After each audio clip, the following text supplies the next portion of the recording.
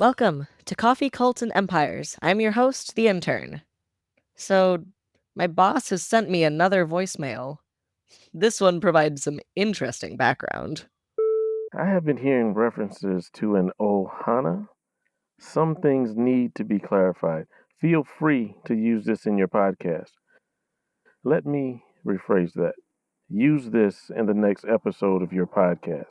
Hannah Smith Jones Miller is a former employee of Inside the Box Sciences, Inc.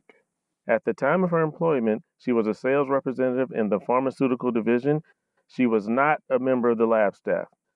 Miss Smith Jones Miller had participated in a company-sponsored opportunity to incarnate. Using a patented process that transported volunteers into Experimental World 62C, she followed procedures during the approved incarnation.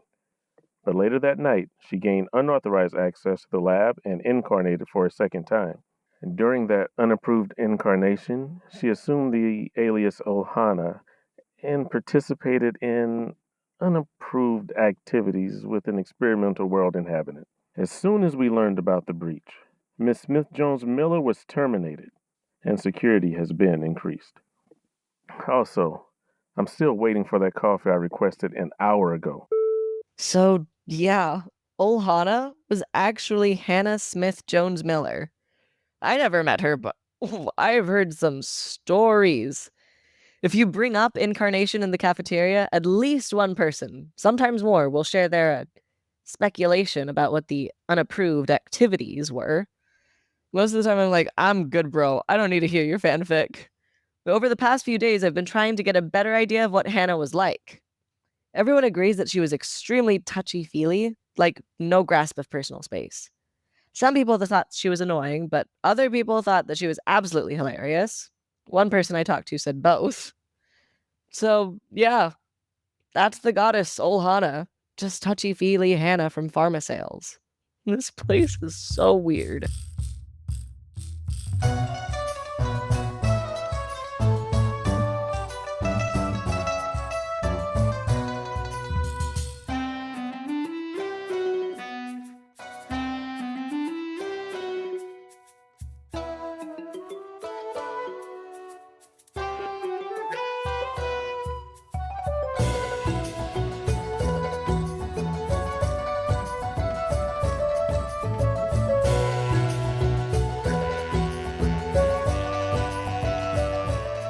Hey, everybody. Hey, how's it going? Hello. Hey, Oh, you don't look so good. yeah, you either. Huh, thanks. Kidding. Yeah, I caught some kind of plague. We can feel blessed that Olhana has touched us all. Sorry. Yeah, that's just what we wanted. That touch. Need to teach Ohana about the bad touch. Is there any way to discourage Ohana? Like, Olhana, I just want to be friends. Yeah. Or touch someone else instead. Ohana, buy me dinner first. Okay, I'm not sure how I feel about the, Ohana started it. So Tanam, last time we were it's date time, right? yes, it is date time. Mm-hmm. The headboard has been tested. It works perfectly. No problems found at all. Yeah, you have extra tickets for my friends to hold my hat during the play. And if anybody behind me complains, I want to ask the birds to, just be obnoxious, like peck their heads. Wait, did you buy tickets for the birds as well? But do the birds need tickets? Can they just stand around, act like statues? I guess if they come in riding the hat, they can just seem to be part of the hat. Okay, yeah, let's do that. And I want a kind of a tower of birds. It'll be nice because they can help me if anything goes wonky. And I'm sure it won't. I'm sure tonight will go really smooth. So I think the plan was that you were going to, I don't know, we made this plan so long ago yesterday, because I don't think that the Mindlord yet knows about the play. Oh, right. I was going to go over to the Mindlord's house. Yes. We should just start where you want them. Yeah. Every time we play it out, there's a chance that we just attack the Mind Lord and have to roll for initiative and everything. What if the birds went to the Mindlord and presented him with tickets to the play and a note from me to meet me? Oh. That's so cute. That's such a cool, like, date invitation idea. Plus, the birds are stupid, so they can't give away any of our plans. Excuse you.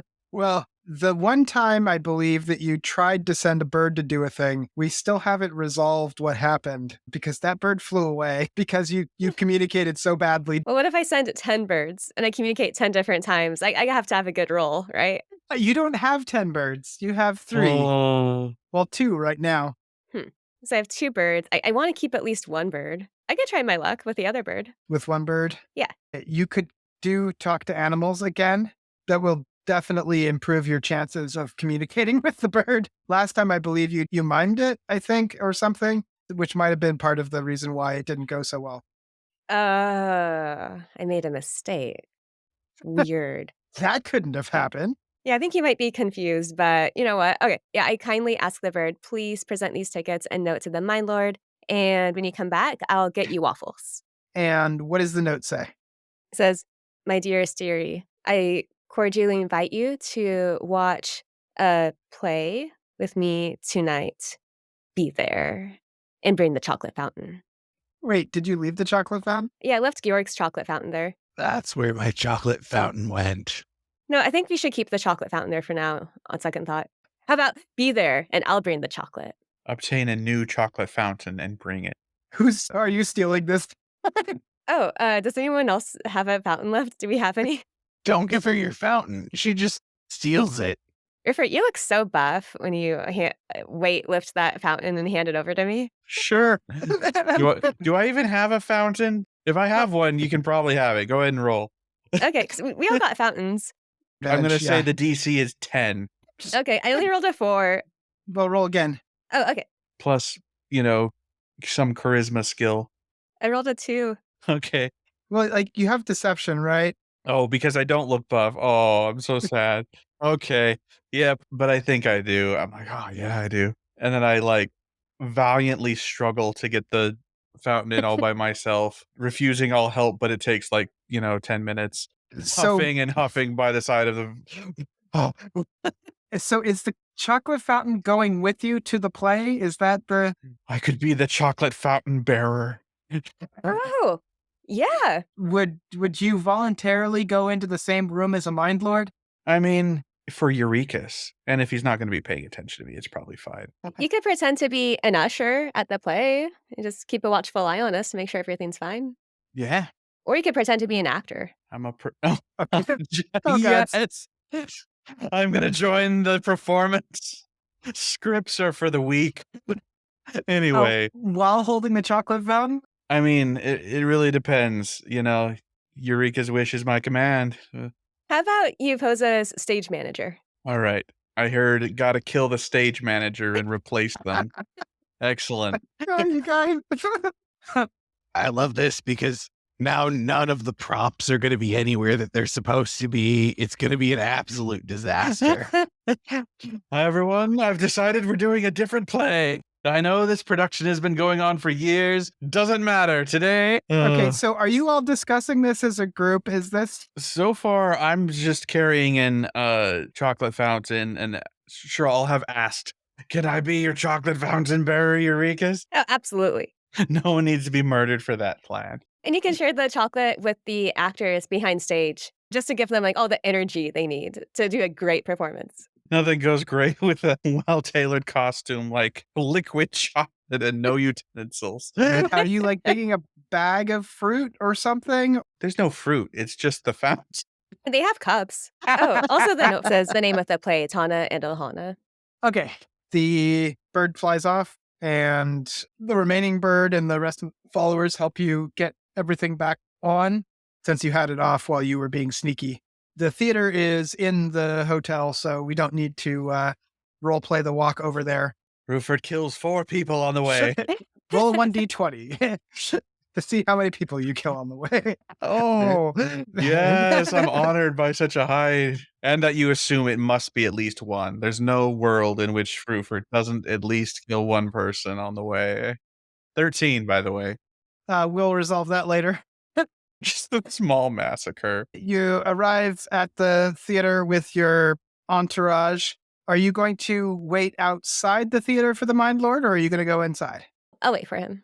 Okay, after not too long, the bird arrives back, noteless, and lands on the other side of the headboard, thus rebalancing it. Oh, wait, you wanted them to stand in a tower? Or since you only have two, do you want them like one on each end? Yeah, I'll do one on each end. So you are now fully birded. Fully birded. And then the second shows up. Oh, Bird got the wrong address. He's so excited about the play, though. And he doesn't even remember you, even though he just saw you earlier today and got knocked down several times. And coffee dumped on him. Yeah, he's just thinking, play.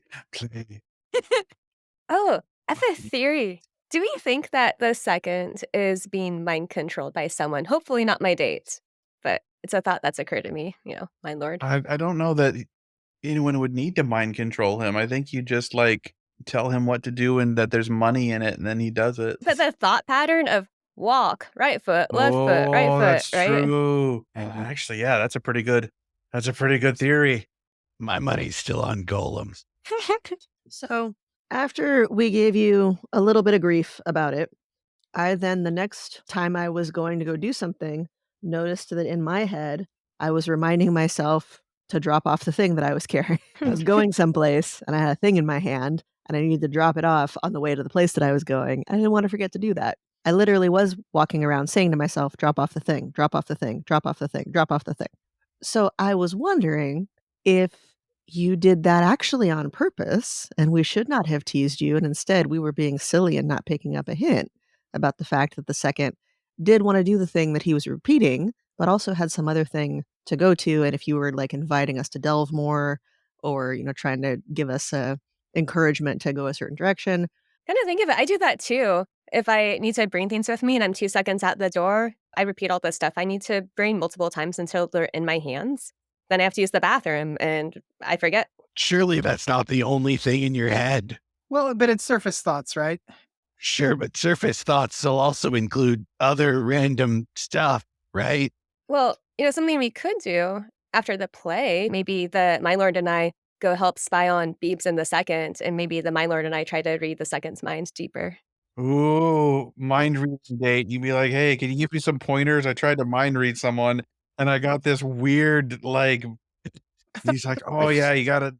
Just to remind everyone, the reason why there's the giant headboard is to hide from view the helm that Urekas totally did not steal. Even so, I assume the date's just gonna go so well that he's gonna be on board anyway. Like, I mean, also, if she totally didn't steal it, then it should be fine, right? yeah. On our last date, he liked that we could read each other's minds without talking because it made it more efficient. He knows you have the helm. He went deeper into her mind and saw the image of the bedside gift. Oh, okay. But shall we get through the actual play first? Yes, yeah, let's enjoy the play. Oh, when I see the Mindlord, I just go, hey there. The Mindlord catches your clever reference to the play that you guys are going to see and chuckles a bit. And I rolled to determine this. The Mindlord is happy to be there. Oh, He is not upset that you changed plans at the last minute and made him walk all the way over to the hotel. I hope you'd be impressed, but okay. Oh, would you like me to roll to see if he's impressed Yeah. as well? Okay. What is this even? I don't know. We'll just set a DC and find out. Oh, what's your making birds skill, Urekas? So that did not go well. So he is not impressed by the outfit. He definitely notices it, but he's not like, oh, this is amazing. Oh, I see. But he's not mean about it or anything. He doesn't bring it up. Can I make an inside check to detect on his face his unimpressedness with my incredible insight powers? Okay, yeah, I mean, feel free. But if it goes badly, it's going to go badly. All right, that's a 9. He's impressed, I can tell. Maybe I can redirect. How about we walk to our seats, but while we're walking, I ask, what's your favorite thing you've learned about me so far? It's really important when going on a date to make sure that the other person talks about themselves. So you need to ask questions. Yeah, to make it about him. And I'm reading his mind as I'm asking this. Oh, that's actually pretty shrewd. Oh, but also amazing. Ask the other person questions so that they talk about themselves. Oh, wow. Does he have any surface thoughts about recent sleuthing he's been doing? So he rolled a 1 on how well he responded to that question. So he's going to critical fail. What does failure mean in this case? Is he saying something rude, or is he saying something that gives away a bunch of information? Both. He just pulls out a bag of money and hands it to you. He thought that was an appropriate response. I think he should be like, well, I'm mind controlling the second, and also you suck or something. I don't know. I would really go for I'm mind controlling the second, and I think that you're the hottest thing I've ever seen. Would you like to go mind control him together for the second half of our date? But I like it. that's just what we think. What do you think, Tanam? Let's see. I'm trying to incorporate this critical failure as part of this. Answering a question about what's your favorite thing you learned about me with a comment on your physical appearance is definitely a critical failure with that kind of question. And then as well, revealing information. So he says, I was at the marketplace yesterday. Is this his voice? No. Does anyone remember his voice? When he's being seduced, he has a pleasant, soft voice. Not sure that that's in the. Let me look at my notes on this. Pretty sure he has a fuse accent. Do that. Very big and heavy, long flying black hair down to his mid back, dark purple scales, very thin pointy ears sticking up past the top of his head, handsome, stuffy, and bored. I probably would have done him more gruff. Okay. Bored. I have to go bored, stuffy and bored. I found you. I saw you yesterday in the marketplace in your getup, and saw what you did to the second. That was pretty good. And also, you looked extremely attractive while you did it. It's such a charm. Well, thank you. What were you doing in the marketplace? And I'm reading his mind. Oh, that's right. What he's saying is coming out his mouth and also in his head. There's nothing else on the surface there. After you ask him what he was doing in the marketplace, you get a brief image of him talking to one of the vendors and getting a small glass flower, palm-sized, for him. And he says, funny you should mention that. And he reaches into a bag and hands you a gift wrapped in nice paper with a little bow on it. That is so sweet. Can I open this now? Sure, yeah. Okay. I open it and I give him a big hug and I kiss him on the cheek. Do you look to see what it is first? Yeah. Actually, I should do that first. Severed ear of your mother. I love it. So it is not the glass flower. Oh, what is it? Oh, that's a good question. Is it a box of shattered glass? Maybe he broke it. What's in the container? Could be like a key to his really nice bathroom that she loved. Not to his house. You have to somehow be in the house, but you can get in the bathroom with this key. Yeah. No. Oh, I know what it is. Oh, this is good. It is a small pouch. Okay. It's another present.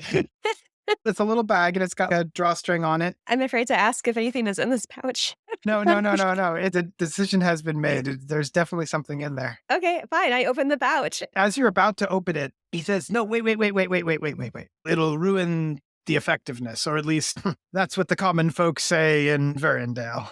Okay. I love a good tease. And we go inside. So Callum, who's not wearing Ruford's face currently, I'm just someone random, is seething that someone has given her a gift that she apparently likes and is, oh, this guy's an ass. Also definitely recognizes what that pouch is. Oh. It's about the right size and lumpiness to be a 4-stone pouch. Would he get a 4-stone pouch? I mean, I'm still mad about it, but that's confusing. I don't think that Urekas knows about 4-stone pouches, so I think we could just continue as is. Wait, is he just being a gentleman? Is he just like, here's my only weakness? Okay, so you say just thank you and head on in, and he was expecting a little bit more, and so he was like, oh, okay. And you guys head in? So wait, I know that it's just a bag of rocks. Can I tell that Urekas doesn't know what it is? Well, I don't know. Roll inside. My favorite 15. Oh, wow. Pretty good. Yeah. Yeah. I think you can tell that she's like, okay, it's a bag. Yeah, but I'm going to try to find a moment that I can whisper to her, look inside. I don't want her to be impressed by this present.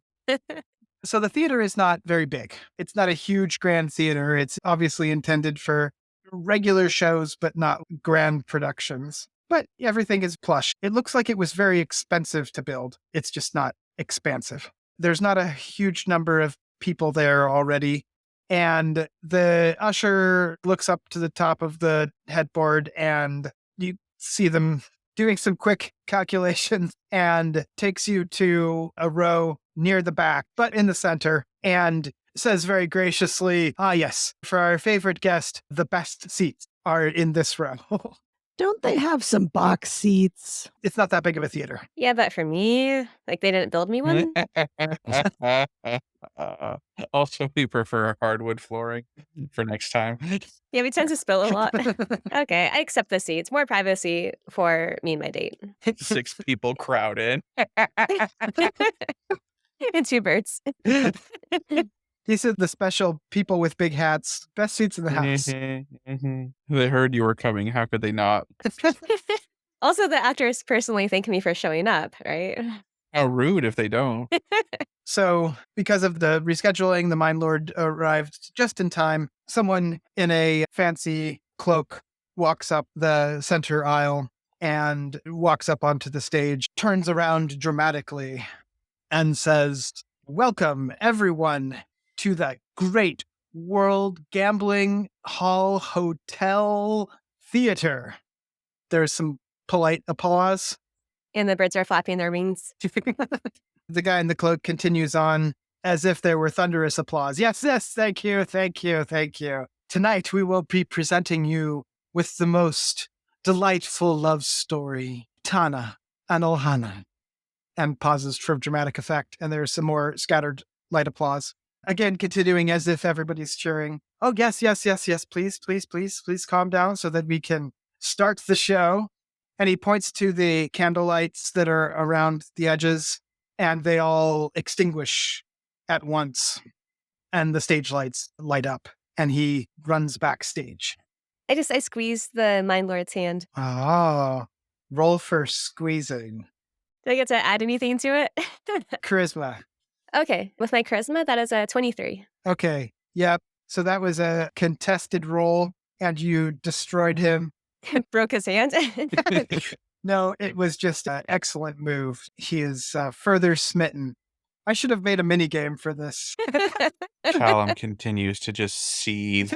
This may have been a bad move for me to come on the date, but not be the date.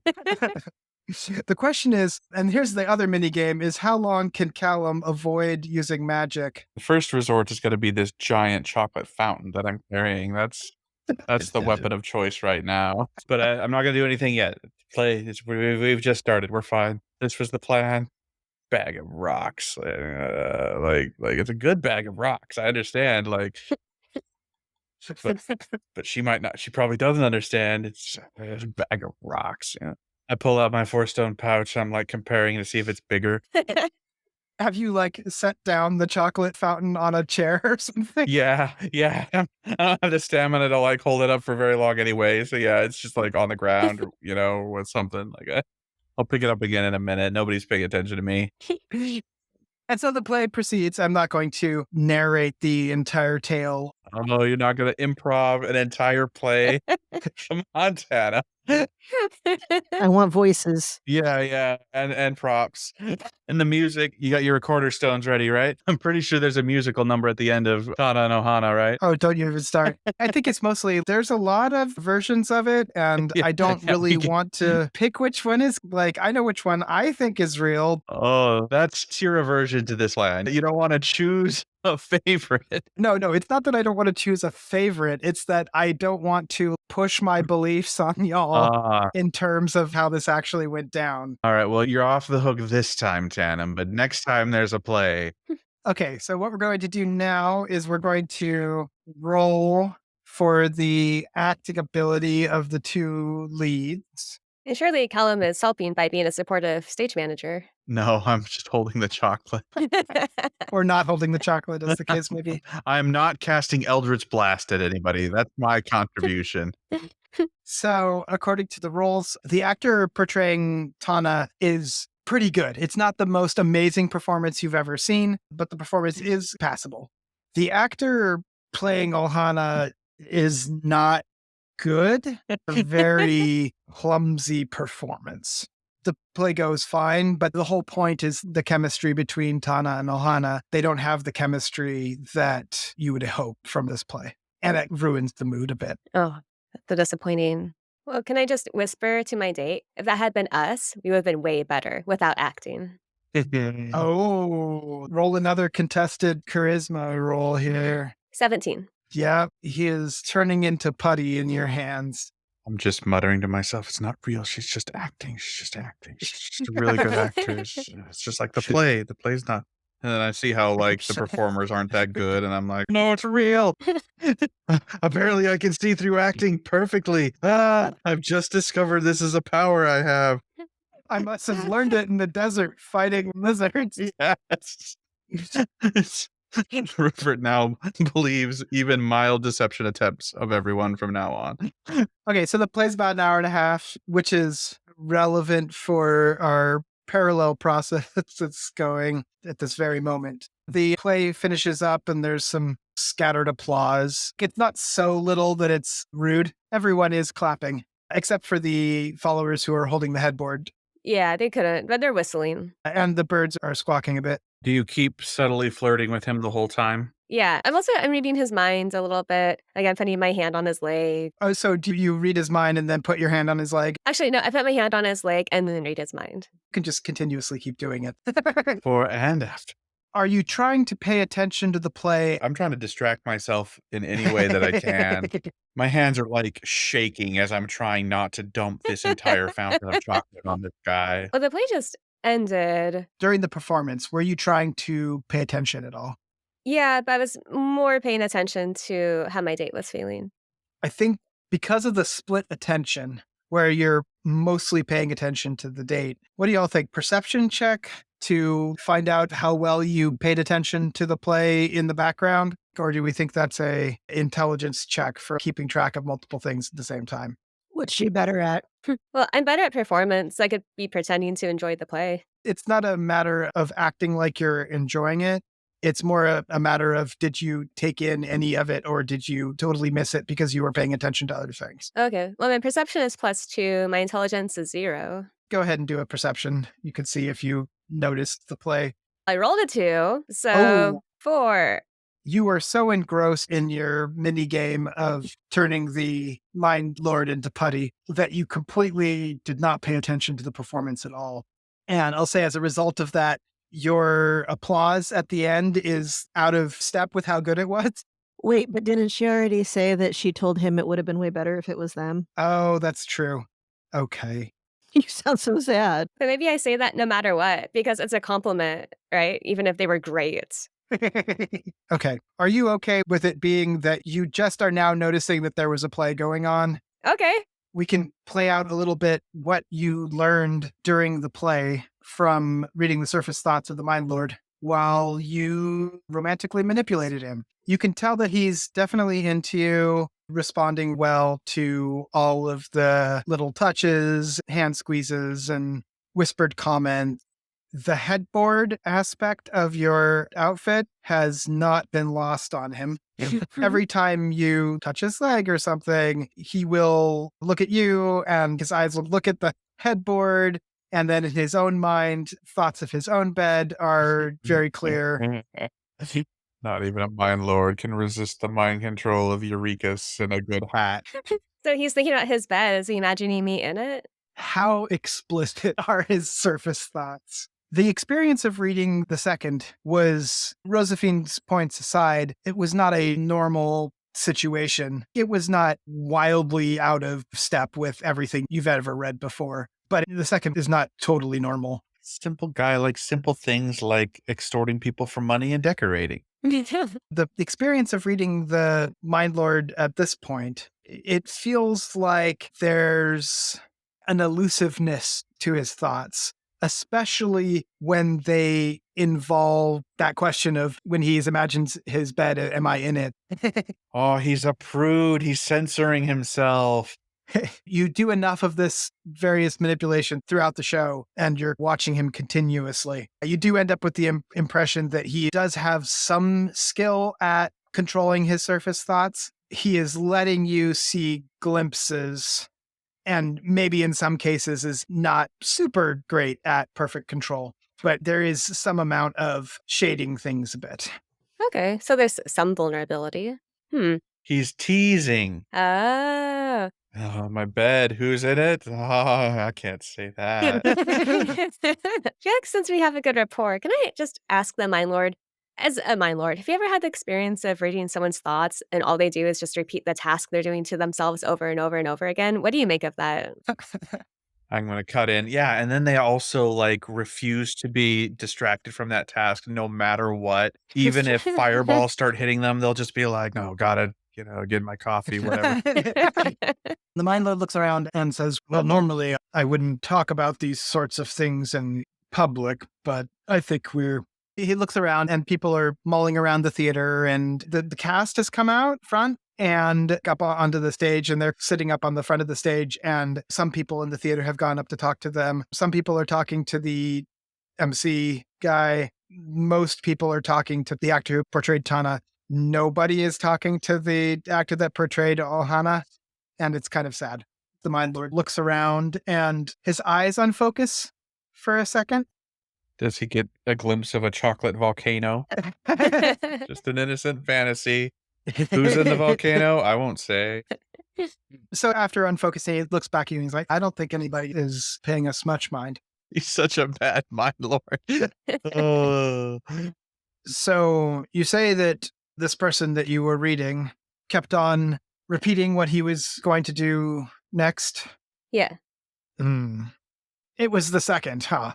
I know a guy like that too. You are so smart. I wouldn't say that. It's, yeah, that guy is yeah. He's what? How to put this? I haven't read many like him. George was right. It's a golem.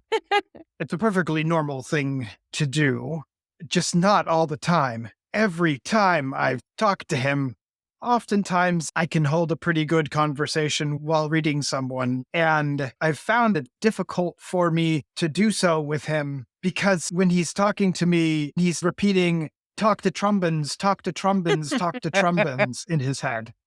Yeah. And of all the things that people think, that's extremely distracting. That would be distracting. So he's always like that.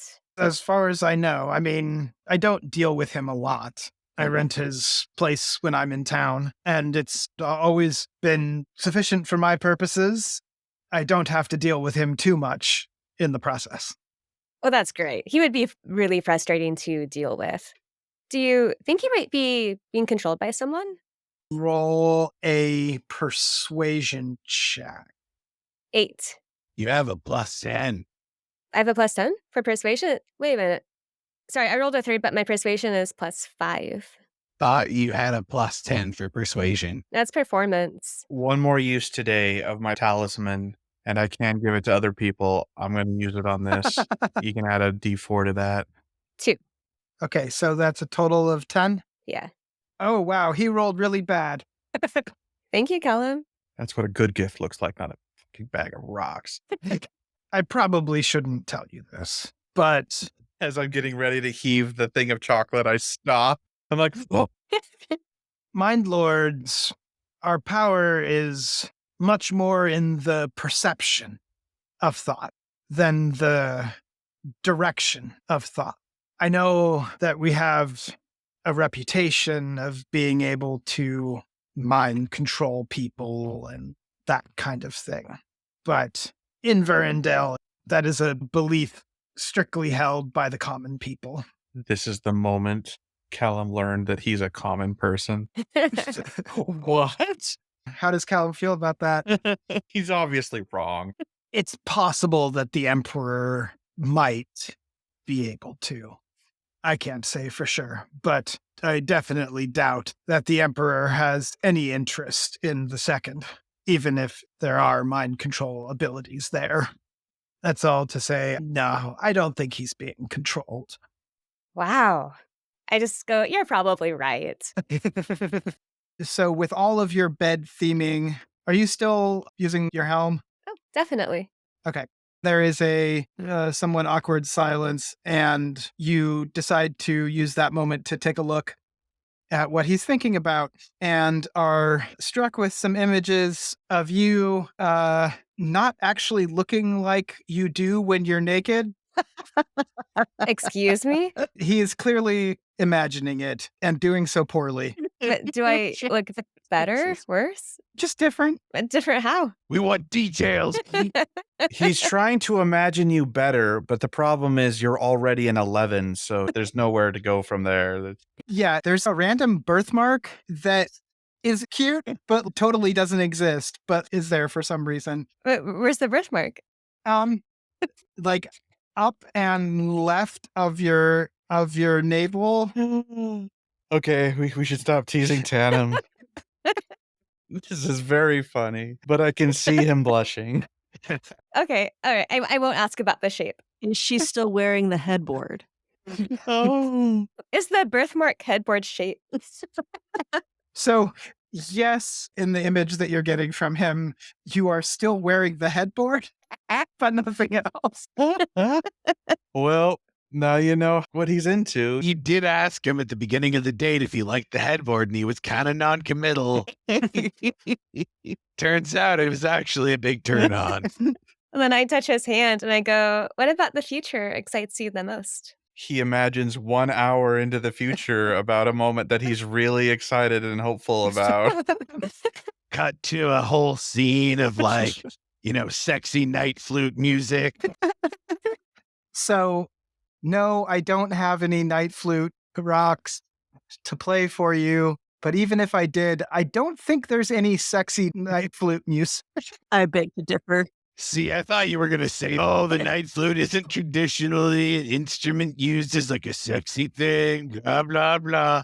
But I personally find the sound of dropping coffee beans alluring, okay? Soft pitter patter of coffee beans. Okay, so he's leering at you and you're trying to get him to imagine the future. What happens next? The image is still there, but all of a sudden he's holding these multiple thoughts at once. He is stuck on the one thought, but you can see him cycling through a bunch of stuff, trying to find something appropriate to say. Oh, he's so cute when he's flustered. He eventually settles on, I would really like to try the chocolate fountain there. I've been, it's been here the whole time. And Sure, have some. As I ladle out a scoop and just sort of hold it out towards him as if he's supposed to take it in his hands or drink it or something. Of course, my eyes are Rupert's eyes, and so they're jovial and twinkling and just happy. But underneath, Calumn is just glaring as hard as he can. Oh, hand is shaking a little bit as I'm holding out this ladle of chocolate fountain. He is looking extremely confused and then leans over to drink out of the ladle. Yes, I absolutely, I do not help him in the slightest. I just hold it where it is and he can do what he wants with that. I also don't splash it on him. I just that's the most I can do right now. Could you roll a dexterity check? I guess, actually Constitution. Constitution? To hold your arm out. All right. Probably better than strength for me. No, they're the same modifier. Okay, I got a 5. Okay. Not disastrously so, but you're trying to hold it steady. You really are. And it is slowly dipping down. I am dying from hot rock disease. So things are not working so well in my body right now. And your arm is slowly dropping as he's trying to drink from it. As he's trying to bow down for it, I can't even hold it up all the way. All right, 2 hands. I use 2 hands to try to hold it up. Okay, now do a dexterity check. Dexterity. All right. That's 11 on the dice plus 4, 15. Okay, cool. You reach your other hand in there and you steady it so that he doesn't fall over trying to drink it. But I got him to bend all the way over. This is great. Everything is good now. I feel much better. It's not dipped in anything. It's just like oil and chocolate direct. Yeah, he drinks a good drink from the ladle and stands back up and It's like his mouth is full of chocolate for the next minute. yeah. If that's true, and while he's distracted, like trying to deal with the fact that straight chocolate fountain is disgusting, I'm going to present Urekas with a much better, like I'm going to dip some fruit or something and make her up a little plate and give it to her. Oh, Assuming I have anything like that. Like I'm kind of making it up here, but like that's what I would like to do. I think one of the followers has a plate of fruit Sure, yeah. and is looking super confused that you didn't dip the fruit in the first place. Yeah, I will make an actual presentation for Urekas. well, thank you. I eat some, and I don't want to make things weird, so maybe I hand feed some of the fruit to the Mindlord and to Aw. Rufus. Rufus. Wait, to me? Yeah, to both of you. Oh no. Oh, that's I mean, I'll take it, but oh no. It's the least I can do. Oh. So the Mind Lord has melted chocolate all over his bottom half of his face. Oh, so maybe he just wants the fruit. Are you gonna like clean him up like a baby? I was thinking more like you take a little, like a strawberry or, some fruit and just like, wipe that off on his face and then feed it to him. I think you should lick it. That too. Oh, wow. So many options. Yeah, after I feed Rufus, I lick the Mindlord's face. My world is blown. Somehow it doesn't mess up my beautiful Rufert face, even though Calumn's face is now going to be covered in chocolate forever. Are you trying to make it clear that you're cleaning off the chocolate? I mean, Okay. you could call it cleaning off the chocolate. New favorite euphemism. Cleaning off the chocolate. Yes. Okay. You slowly and suggestively lick around the Mind Lord's mouth and get him good and clean. While making intense eye contact. I'm imagining that angle. Yeah, it's a little bit awkward with the headboard, but Yeah. The headboard. The followers are trying to it's kind of like a seesaw. coordinatedly, like as you're moving around, keep up with you. So that you don't thwack him in the head. I have both of my followers, so they're just doing squats, Leaning back and yeah, they're managing it. This is wonderful. Okay. You get him good and clean. His purple scales are all nice and shiny. Is there more? do you continue the gesture? It seems like a pretty clear conclusion that you're going for here. How about I ask him, what's the best part of dating you? Ooh, she's right up against him. There's the moment before. Is it cleaning off the chocolate? He is extremely unprepared for that question, as you probably guess. Let's see how he does. Okay, he does fine. You could see him stumbling a bit, and he says, comfort and travels. Ooh, pretty good answer. Better would have been when I give you all my money and power and join your cult, but like nearly there, actually. I mean, join the club. Join the club. Sorry. Oh, I like comfort and travel. He says, I'm here at the hall for a few more days, but after that I was planning on going back to Verndale, and who knows from there. Have you been to the Fuse? No, but I've always wanted to. They are delightful. They sound delightful. Like they'd be really delightful with you. With few. Oh. Oh, Wow. No, not awe. Yeah. all right. Yeah, sorry. Ruford gags a little bit. Aww. Oh, sorry. Did you need some water, Rufus?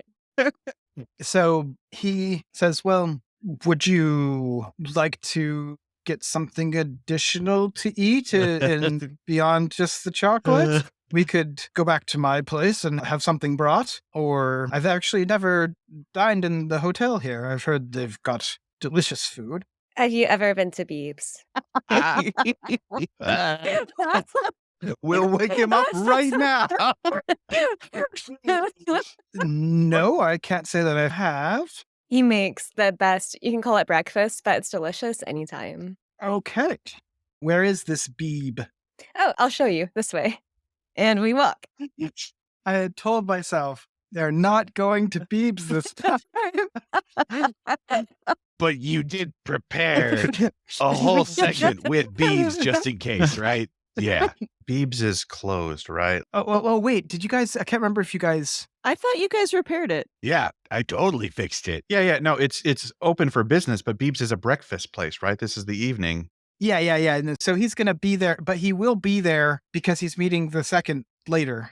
Okay, let's go to Beebs. Do you want your whole entourage there too, my lady? Of course you do. They follow you everywhere, and I'm part of it now. Let's do this. I feel like this is really going to mess with Rufert Whoa. spying on Beeb's meeting, assuming that he was willing to tear himself away and do it. I mean, there are two people who can read minds at the meeting. Wouldn't that be useful? Well, if Beebs is making you dinner, then he's not having his super secret meeting. Oh, that's true. I feel like Beebs can multitask.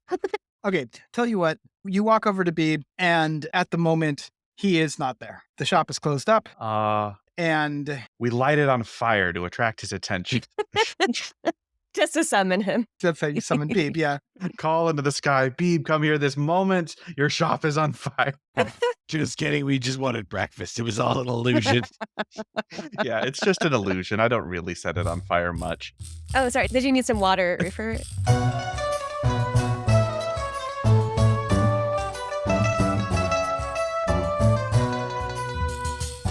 This episode featured Chelsea Burns as Harmony as Urekas. Boo! Tomatoes, tomatoes, tomatoes. Find her on Instagram at Chelsea Comedy. Chris Grumbles as Dawn as Georg. I'm not 100% today, but I'll still be here. Find him on Instagram at Chris Grumbles. Desiree Phair as Rozafeen as Hellena and Justice. This is a family show. Silas Silver as Vafrus, as Calumn as Rufert. Simple guy likes simple things like extorting people for money and decorating. Check out his RPG at readysetroll.org. Mark E. Phair as Tanam the DM. And scene. Find him at markephair.com. Isaac Pendergrass as the boss. I'm still waiting for that coffee I requested an hour ago. Follow him on Instagram at Isaac Pendergrass. And me, Damian Lichtenstein, as the intern. Find me on Instagram at thatdamnlich. Thank you for listening to Coffee, Cults, and Empires, edited by Mark and Desiree. Music by Kevin Vitzwong, rhymes with hit song. Hear more music at kevinvitzwong.bandcamp.com. Character art and logo design by Carmanda. Find her at carmandaartsthings.com. Sensitivity Consulting by Dominique Dickey. Find more of their work at dominiquedickey.com. Support us on Patreon for access to outtakes, world building, and more. Find all these links in the episode notes or at coffeecultsandempires.com. That's coffeecultsandempires.com.